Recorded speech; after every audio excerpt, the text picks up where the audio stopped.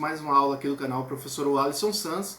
Hoje na nossa playlist sobre Teoria Geral da Administração, nós vamos falar hoje sobre a teoria estruturalista, mais especificamente falando sobre a teoria da burocracia. Dentro da abordagem estruturalista, você vai ter duas teorias. Você vai ter a teoria da burocracia, de Max Weber, e você vai ter a teoria estruturalista. A abordagem estruturalista ela é um meio termo entre a escola neoclássica, considerada mecanicista demais, e a escola humanística, que era considerada romântica demais em relação a como tratar os funcionários.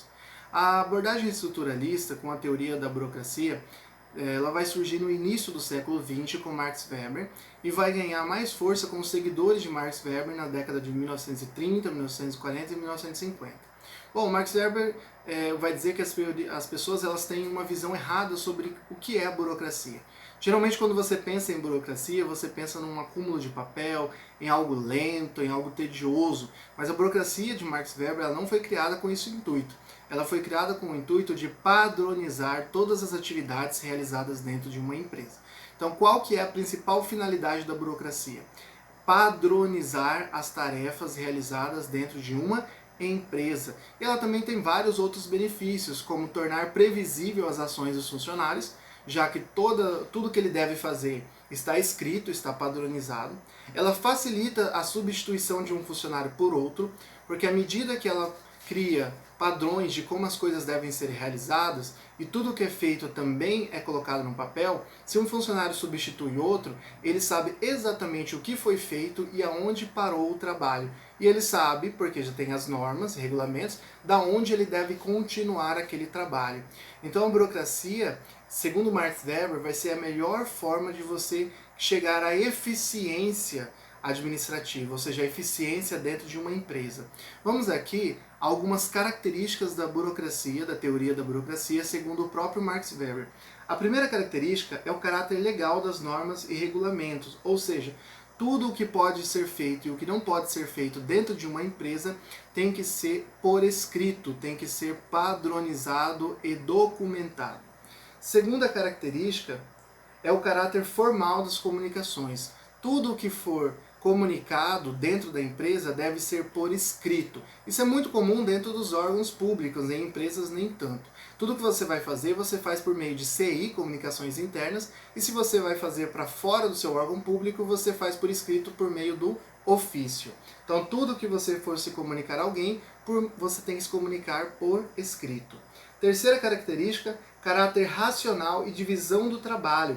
A burocracia é uma organização que se caracteriza por uma sistemática divisão do trabalho. E o que cada funcionário deve fazer vai estar feito por escrito. Essa é a grande questão da teoria da burocracia de Max Weber. Outra característica, impessoalidade nas relações. A distribuição das atividades é feita de forma impessoal, ou seja, em termos de cargos e função e não de pessoas envolvidas.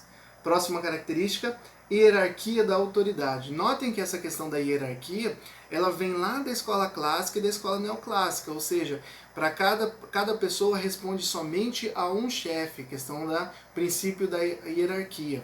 Notem então que a teoria da burocracia, ela é uma mesclagem entre a escola neoclássica e clássica e a escola humanística da administração. Próxima característica, rotinas e procedimentos padronizados. Como eu falei para vocês, toda a rotina administrativa ela é feita por escrito nos mínimos detalhes possíveis. Então você tem uma rotina padronizada e escrita. Próxima característica, competência técnica e princípio da meritocracia, ou seja, as pessoas ocupam um cargo mediante a sua meritocracia, mediante a capacidade da pessoa de estar ocupando aquele cargo. Por isso que você vai ter a necessidade de exames, concursos, testes e títulos para admissão de uma pessoa e para promoção para um cargo superior. Especialização da administração, ou seja, cada funcionário vai ficar com uma atividade pequena para ser realizada. E aí surge o profissional que se especializa em gerir a administração, ou seja, alguém específico só para fazer a administração da empresa. Nós estamos falando aqui década de 30, 40 e 50, nós ainda não tínhamos a profissão do administrador, tá? Que é uma profissão extremamente nova, e Max Weber vai ser um dos teóricos que irá defender o surgimento de um profissional especializado somente na administração de empresas. Bom, última característica é a previsibilidade do comportamento, igual eu falei para vocês. Tudo que o funcionário irá fazer tem que estar escrito dentro da norma. E ele não vai fazer tudo que estiver também proibido na norma. Então torna-se previsível a ação do funcionário. Porque você sabe exatamente o que ele vai fazer e você sabe exatamente o que ele não vai fazer, o que ele não pode fazer. Porque tudo está baseado nas normas por escrito. E aí torna-se previsível a ação de cada funcionário dentro de uma empresa. Galera, espero que vocês tenham gostado. Não se esqueçam de se inscrever no canal e também não esqueça de curtir o vídeo. Aguardo vocês, até na próxima aula. Tchau, tchau!